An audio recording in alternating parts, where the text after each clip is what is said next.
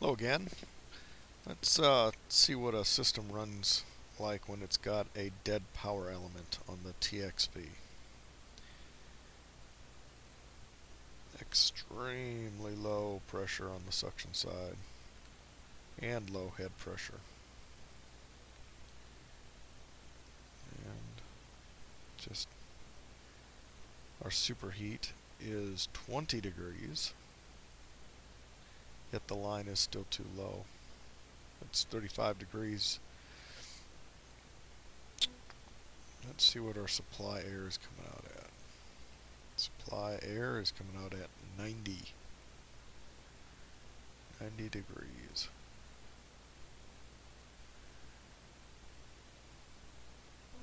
Let's see what compressor is discharging at 195. That's pretty warm. And the condenser outlet is coming out at 95 degrees.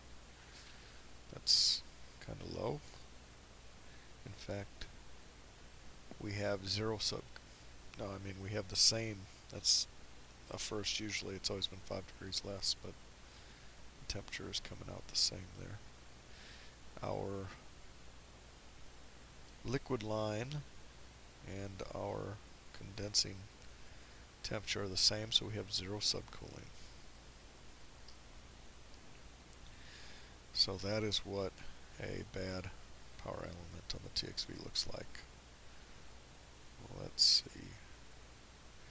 It's also the system's running right now, but if we speed up the time, we will see that it's going to kick off. Our indoor temperature is at 90 degrees.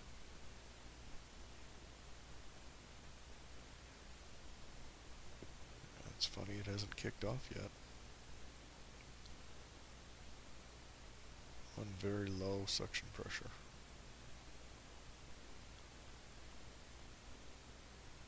Let's do the repair. Compressor and outdoor, no. Compressor cycles on overload after starting.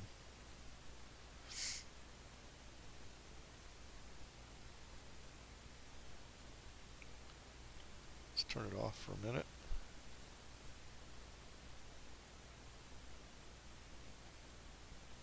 System is balancing out.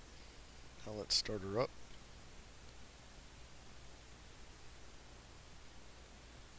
Suction pressure is dropping quickly. I know that's temperature, but it's also pressure.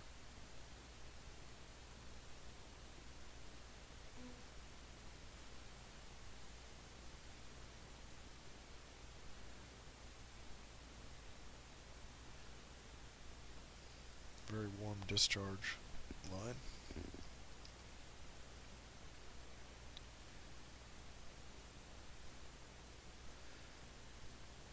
That's supposed to be cycling on and off, but it is not. Compressor, oh, there, it just cycled off. Compressor cycles on overload after starting. Nope, now it's doing it like crazy. Cycling on and off, on and off.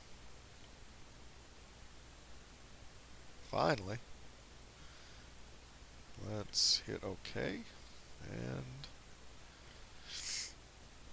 other things that can cause it to cycle is low charge, low refrigerant charge, high head pressure, high suction pressure, defective TXV power element, which is the case here, defective TXV power element, defective compressor run capacitor, replace the capacitor, high or low line voltage, or defective compressor overload.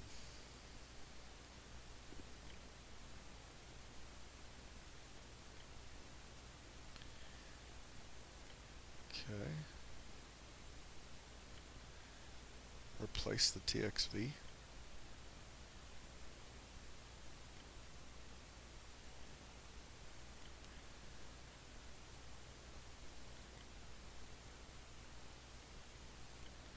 Let's just see what, I'm just curious. It says TXV bulb making poor contact. Measure the suction pressure and superheat. This problem causes high suction pressure and low superheat. Well, in this case, we have low suction pressure and low oh, wait a minute. What did it say again? High suction pressure. We have low suction pressure and low. Now we don't have that. Our superheat's kind of high, in fact, I think. What was our superheat?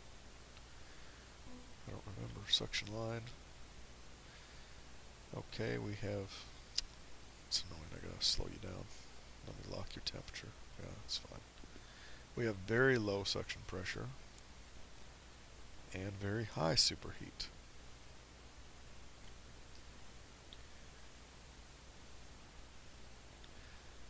Let's replace the TXV.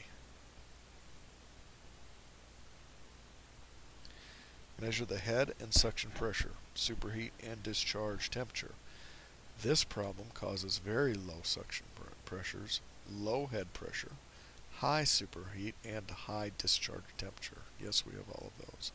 As a result, the compressor will cycle off on low pressure switch or overload. Repair.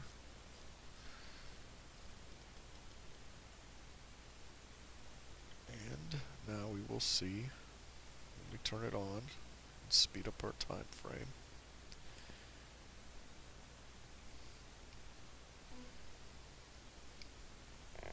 Notice the temperature now, discharge is at 177.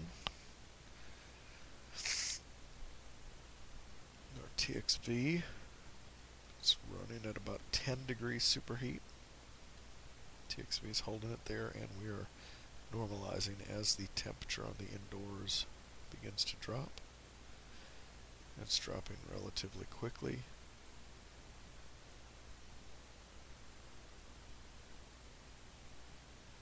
Dropping. So I'm looking at this right now.